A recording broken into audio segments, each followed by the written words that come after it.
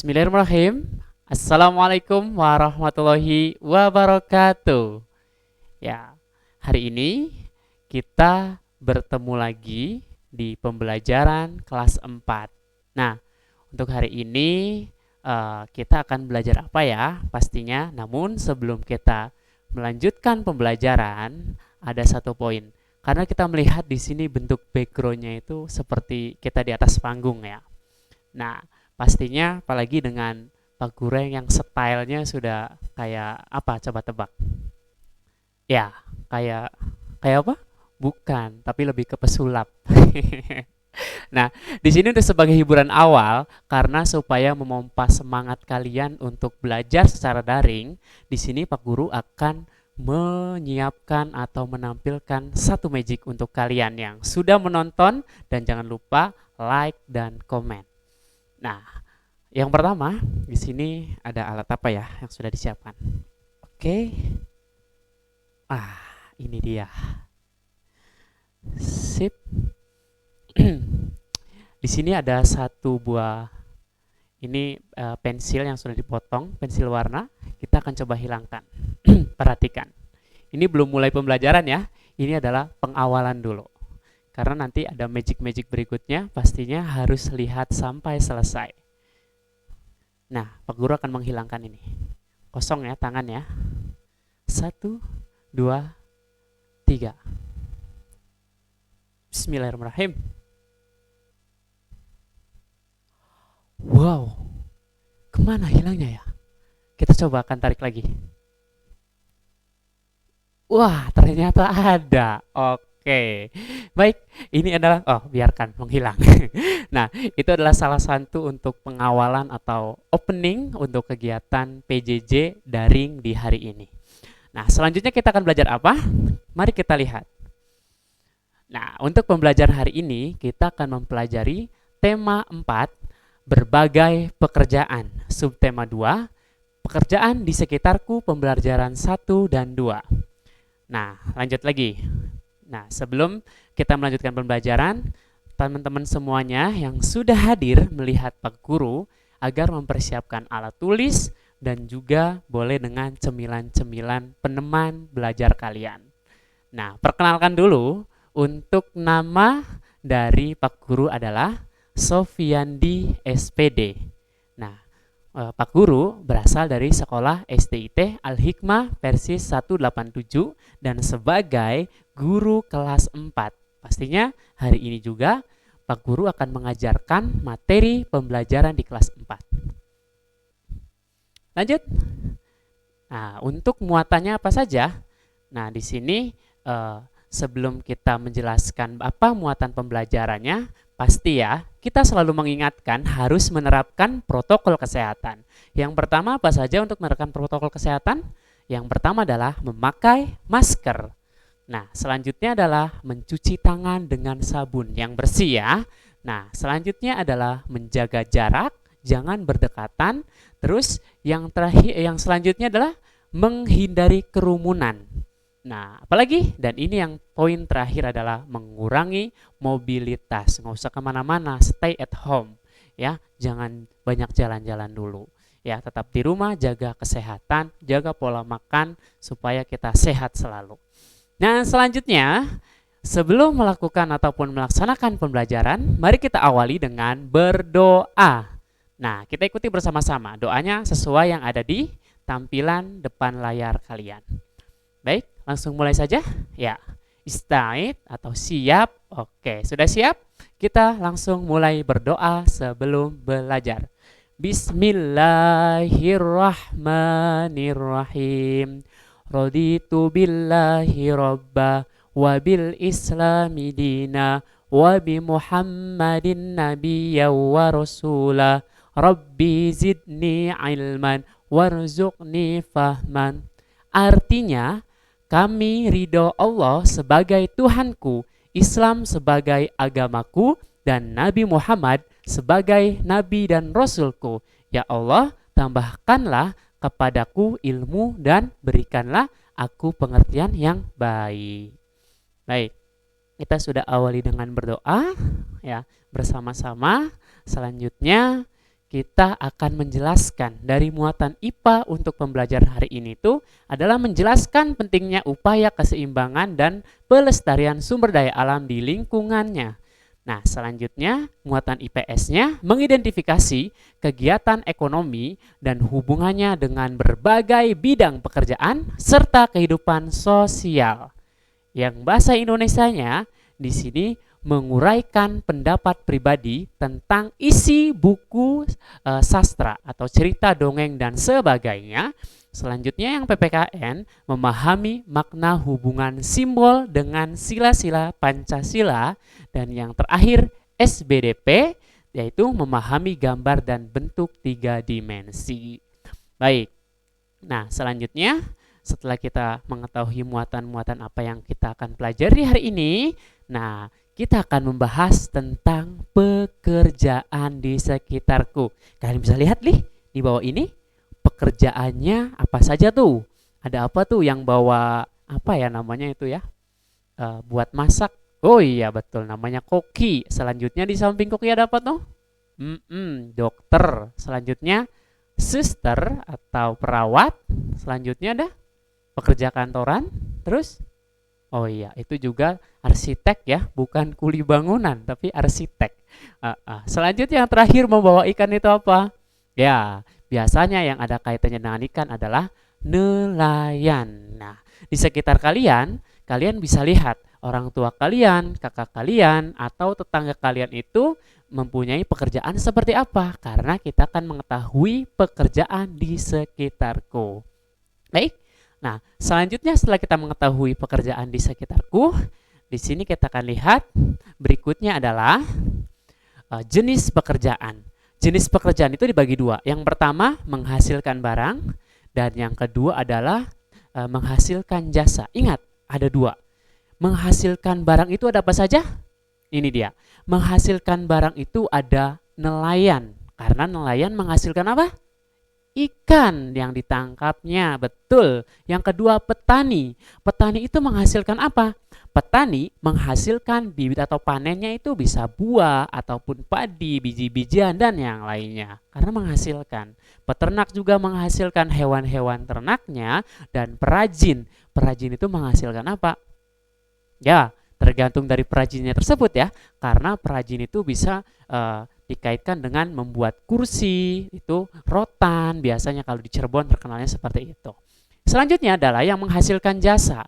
Itu yang pertama adalah guru. Nah, guru itu kira-kira menghasilkan apa? Jasanya. Jasanya adalah mengajar kalian supaya bisa mengerti, memahami. Yang belum bisa membaca, jadinya bisa membaca. Yang belum mengerti tentang penghitungan bisa mengerti tentang penghitungan. Nah, yang kedua itu adalah jasa dokter. Dokter itu tugasnya apa, hayo? Coba tebak. Iya, bagus. Menyembuhkan orang yang sakit atau mengobati. Nah, itu adalah pekerjaan dari dokter. Terus yang ketiga adalah tukang apa tuh? Tukang cukur. Tukang cukur juga adalah sebagai menghasilkan jasa, walaupun mau model potongannya seperti apa. Misalnya potongannya tuh abdi. Abdi itu apa? Agak botak dikit. Maksudnya itu. Iya, terus selanjutnya ada apa lagi nih? Yang keempat itu adalah sopir. Iya, sopir yang mengendarai itu termasuk adalah kerja jasa. Nah itu, jadi dibagi jadi jenis pekerjaan itu menjadi dua. Yang menghasilkan barang dan yang tidak menghasilkan barang atau menghasilkan jasa. Nah, kalian bisa ketahui, tanya orang tua kalian, ayah kerjanya sebagai apa? Apakah menghasilkan jasa atau tidak? Atau bahkan menghasilkannya itu adalah bentuk barangnya. Ibu kalian juga bisa ditanya ataupun kakak kalian juga. Nah, selanjutnya setelah kita mengetahui perbedaan dari dua bentuk pekerjaan, di sini Pak Guru akan mengambil salah satu contoh dari pekerjaan yang menghasilkan barang. Yakni apa di sini? Adalah nelayan. Nelayan itu dibagi menjadi dua. Ada nelayan tradisional dan nelayan modern. Kok bisa dibagi dua seperti itu? Ya, perkembangan zaman mengakibatkan pekerjaan-pekerjaan itu menjadi pekerjaan yang modern. Kalian bisa tahu ya, contohnya di gambarnya di sini. Nelayan tradisional itu cirinya seperti apa ya? Ini dia ciri dari nelayan tradisional. Yang pertama adalah menggunakan sampan. Tahu sampan? Sampan, nah bukan Pak Guru nih, kalau Pak Guru tampan. Oke. Nah, sampan itu maksudnya adalah untuk di kayu ya, menggunakannya tuh masih di kayu dengan sampan. Nah, jadi seperti itu ya. Jadi perahu kecil. Selanjutnya adalah jaring tradisional. Jaringnya masih dilempar. Kalau nelayan tradisional tuh dilempar, tarik, tarik, tarik, tarik. Ternyata dapatnya sampah. Enggak ya. Itu mah memang karena laut-laut di dekat Cirebon itu memang masih perlu perbaikan ya, ataupun perlu penanganan supaya menjadi lebih indah. Tapi masih sudah ada banyak yang indah juga. Selanjutnya adalah berlayar dengan angin, karena untuk nelayan tradisional itu biasanya masih menggunakan angin, tapi sudah sangat jarang sekali ditemukan di Indonesia ini, apalagi di Cirebon yang lokasinya dekat pantai. Kebanyakan sudah menggunakan nelayan tradisi modern, maksudnya seperti itu. Nah, ini adalah contoh dari nelayan tradisional. Selanjutnya adalah nelayan modern. Yang pertama itu menggunakan kapal, menggunakan mesin. Jadi jaraknya tuh juga bisa lebih jauh. Kalau nelayan biasa itu paling jaraknya dekat dengan pantai ya. Kalau dengan kapal itu bisa sampai ke tengah lautan untuk mencari ikan. Ya, jadi lebih apa? Lebih efisien. Selanjutnya apalagi? Yang kedua adalah menggunakan radar. Radar itu alat ya.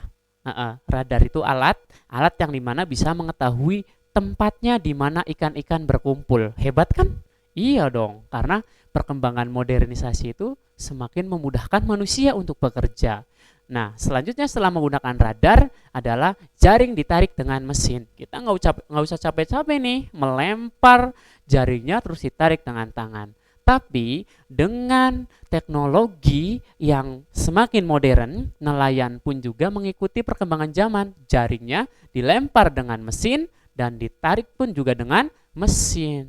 Jadi bisa dioperasikan hanya dengan satu manusia ataupun satu orang saja dan bisa lebih mengirit tenaga. Ya, jadi lebih cepat juga, penangkapannya pun juga bisa lebih banyak. Itu adalah contoh dari bagaimana nelayan untuk mencari ikan dan dibagi apakah nelayan tradisional ataupun nelayan modern. Nah, selanjutnya di sini juga ada hal-hal yang dilarang untuk nelayan. Ya, nelayan itu nggak semuanya boleh dilakukan ya, tapi ada ya hal-hal yang dilarangnya. Seperti apa? Hal yang dilarangnya adalah yang pertama adalah bukan BM, maksudnya bom itu ya. Bom ikan dan ada pukat harimau. Bom ikan itu terjadinya apa ya? Maksudnya risikonya apa untuk di lautan yang karena dilarang ini? Yang pertama itu hancurnya terumbu karang. Nah, jadi dengan bom ikan itu ya, itu bisa menghancurkan terumbu karang yang ada di laut. Selanjutnya apa lagi selain menghancurkan? Yaitu hancurnya habitat ikan. Tempat ikan mencari makan hancur terkena bom. Akibatnya apa? Ikan-ikan susah mencari makan dan ya mungkin akan mati ikan tersebut dan mungkin akan sedikit jadi hasilnya. Terus selanjutnya apa lagi? Di sini akan matinya hewan-hewan laut. Bukan hanya ikan ternyata yang nanti akan mati terkena bom tersebut. Bisa saja nanti mengenai hewan-hewan yang dilindungi yang berada di dalam laut. Terus selanjutnya adalah pukat harimau. Pukat harimau itu artinya jaring yang sangat besar sekali, ya, yang dimana itu ditarik dengan kapal. Dan ini pengaruhnya apa saja karena dilarang? Yang pertama itu adalah merusak terumbu karang juga. Jadi karena jaringnya sangat besar sampai ke terumbu karang pun juga bisa ketarik. Akhirnya apa? Terumbu karang menjadi rusak. Nah, selanjutnya, ada semua jenis makhluk hidup di laut tertangkap. Ikan, terus ular, terus penyu, ya, kuda laut, bintang laut, semua hewan yang ada di laut itu apa? Akan tertarik oleh pukat harimau tersebut. Selanjutnya akan merusak ekosistem. Makanan untuk ikan atau hewan laut akan hilang juga, akan rusak, mengakibatkan rusaknya ekosistem sehingga keseimbangan di laut pun juga semakin jelas dan makan itu akan mempengaruhi ikan-ikan yang akan hidup di laut. Jadi ingat ya, setiap pekerjaan yang kita lakukan, setiap pekerjaan orang tua kalian ataupun kakak kalian, dan nantinya ketika kalian bekerja, ada hal-hal yang harus dipatuhi, ya kan, harus dipatuhi. Contohnya polisi. Polisi jangan sampai melanggar aturan. Contohnya apa? Mengambil hak orang lain ataupun menyuap orang lain, ya, itu nggak boleh. Ataupun pekerjaan-pekerjaan lainnya. Next. Nah, selanjutnya di sini adalah setelah kita membahas apa yang dimaksud dengan pekerjaan dan nelayan tadi garis besarnya, nah sekarang kita akan mengetahui Pancasila. Ada yang masih apa? Nah, kita coba bacakan bersama-sama. Ikuti Pak Guru yang ada di sini. Pancasila. Good, bagus. 1. Ya, ketuhanan yang Maha Esa. Oke. 2. Kemanusiaan yang adil dan beradab. 3. Persatuan Indonesia. Oke, bagus. Ikuti lagi. 4. Kerakyatan yang dipimpin oleh hikmat kebijaksanaan dalam permusyawaratan perwakilan. 5. Terakhir nih, ikuti. Keadilan sosial bagi seluruh rakyat Indonesia. Bagus. Ya, keren semuanya, sudah bisa mengikuti. Nanti dihafalkan ya, terus menerus ya. Jangan sampai warga Indonesia tapi lupa Pancasila. Nah, selanjutnya di sini kita akan fokus pada poin yang kedua, atau kita lihat di sini sila kedua. Sila kedua itu apa? Nah, gambarnya adalah seperti ini.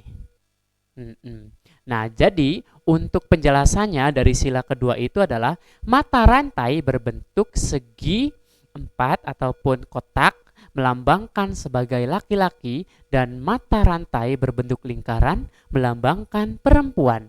Mata rantai yang di sini yang saling berkaitan itu, nah itu melambangkan hubungan manusia satu dengan yang lainnya yang perlu bersatu dan saling membantu sehingga menjadi kuat seperti rantai. Nah, laki-laki dan perempuan harus saling bersatu. Bukan berarti bersatu itu apa ya namanya ya.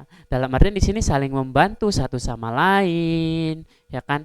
Ada teman kita yang perempuan, kita juga harus saling membantu, saling menjaga, saling menghormati, bukan berarti untuk mengejek dan yang lainnya. Itu makna dari sila kedua tersebut yang dilambangkan dengan gambar apa? Rantai. Ada yang bentuknya kotak dan ada yang bentuknya lingkaran. Bagus, good. Nah, selanjutnya, next. Nih, setelah ini kita akan mengetahui ya, setelah kita atau penjelasannya di sini adalah makna dari sila kedua tersebut. Maknanya apa saja? Makna dari sila kedua adalah sila kemanusiaan yang adil dan beradab itu memiliki makna ada 4. Yang pertama, setiap manusia setara dan sejajar. Setara dan sejajar. Ya. Setiap manusia tuh walaupun manusia tersebut itu kecerdasannya berbeda tapi setara dan sejajar. Ada yang kulitnya hitam, ada yang kulitnya putih, setara dan sejajar. Ada yang pintar, ada yang mungkin mengetahui matematikanya bagus dan matematikanya kurang bagus, itu juga sejajar. Nah, jadi jangan saling mengejek ya. Selanjutnya yang kedua, beradab dalam rasa, pikiran, dan tindakan. Harus beradab. Beradab itu apa? Melakukan hal-hal yang baik, ya, komunikasi yang baik, berperilaku yang baik, berkarakter yang baik. Yang ketiga adalah anti penjajahan, dan yang keempat mengutamakan kebenaran dan keadilan. Jadi harus menyampaikan yang benar dan yang adil, seperti itu dari makna sila yang kedua ini. Oke. Nah, selanjutnya di sini adalah tebak gambar. Nah, ini yang ditunggu-tunggu nih, ya.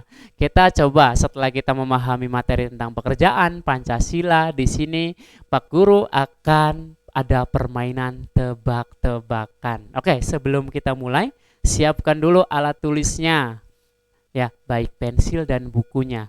Nanti di sini kalian jawab, ada 5 gambar tentang pekerjaan apa sih dari gambar ini, kalian tuliskan ya dari 5 tersebut. Ketika sudah ditulis dari 5-5-nya, kalian jawab di kolom komentar. Oke, nanti komentar terbaik ya, nanti Pak Guru coba akan ada apresiasi lah ya. Kita coba ya. Oke, sekali lagi, siapkan alat tulisnya, baik buku dan juga pensil atau bolpennya. Nah, ditulis dari 5 bentuk pekerjaan itu apa yang sesuai dengan gambar yang akan ditampilkan nanti. Setelah sudah ditulis, kalian jawab di kolom komentar. Bisa dimengerti? Oke, sip. Nanti di akhir juga akan ada satu persembahan sulap lagi yang akan disampaikan oleh Pak Guru. Oke, yang pertama. Nah, tebak jenis profesi. Profesi itu pekerjaan apa nih? Di sampingnya gambar itu apa? Dan ditambah nih, kira-kira pekerjaan apakah itu? Ayo, dihitung ya. Ditulis di buku tulisnya. 10, 9, 8, 7, 6, 5, 4, 3, 2, 1. Next. Oke, bagus. Yang kedua ditulis tuh 2 titik. Yang pertama sudah dari 1 titik apa? Nah, ini pekerjaan apa nih? Ya, pekerjaan apakah ini ya? Gampang. Ya. Oke, Pak Guru hitung. 1, 2, 3, 4, 5, 6, 7, 8, 9, 10. Next. Oke. Baru 2 tadi harus dijawab dengan benar. Sekarang yang ketiga. Ini gampang sekali nih. Ya, tadi juga sudah dijelaskan. Ini adalah pekerjaan yang sebagai pekerjaan yang jasa ya bentuknya ya. 1, 2, 3, 4, 5. Cepat-cepat. 6, 7, 8, 9, 10. Oke, selanjutnya. Nah, kita lihat di sini. Di sini juga ada apa nih? Ya, gampang. Itu ada warna-warni itu apa tuh? Tinggal dihilangkan enginya saja. Nah, kira-kira pekerjaan apa?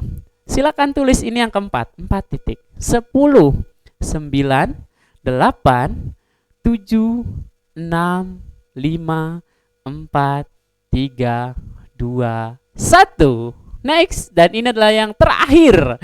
Ini gampang sekali nih, Pak Guru tuh ya pokoknya jelas lah ya. Kira-kira pekerjaan apa? Ini gampang sekali nih, kalian bisa tahu.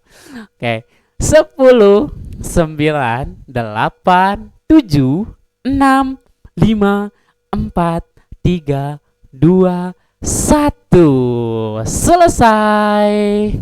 Oke.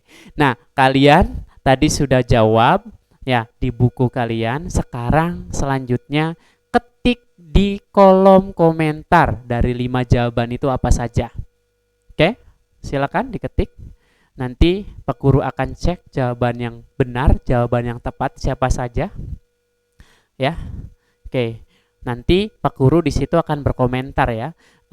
Akun Pak Guru itu namanya Zaim Official. Nanti di situ akan menghubungi langsung di kolom komentar kalian. Sip. Nah, mungkin itu saja. Selanjutnya apa lagi? Terima kasih, hatur nuhun, semuanya sudah mengikuti pembelajaran di hari ini. Meskipun sebentar, tapi tidak apa-apa ya. Yang penting kalian tetap semangat, meskipun materi juga semuanya tidak dibahas. Nah, dan yang paling penting adalah semangat terus untuk belajar walaupun kalian berada di rumah masing-masing. Ya. Oke, itu saja. Dan terima kasih juga untuk PJJ ya, khususnya untuk di Harjamukti ini karena sudah memfasilitasi pembelajaran untuk siswa-siswi yang ada di Kecamatan Harjamukti. Pastinya untuk kalian semuanya juga tetap semangat dan doakan supaya pandemi ini cepat berlalu dan kita bisa sekolah dengan normal kembali. Amin ya robbal alamin. Sesuai yang dijanjikan sebelum Pak Guru tutup, di sini ada satu magic lagi. Setelah yang pertama menghilangkan pensil, sekarang akan sip lah pokoknya. Nanti dulu berbalik dulu ya Pak Gurunya ya, karena ada satu yang akan dilakukan. Bentar dulu, sabar. Oke, siap. Tereng. Ini adalah sendok. Kelihatan dari situ sendoknya? Ya, sendok nih. Nah, sendoknya akan coba Pak Guru bengkokkan, bisa nggak ya? Kalian juga boleh coba sambil di rumah. Sok ambil sendoknya. Ikuti tangannya seperti ini kayak Pak Guru. Udah ambil sendoknya? Iya, jangan pakai centong ya, susah nantinya.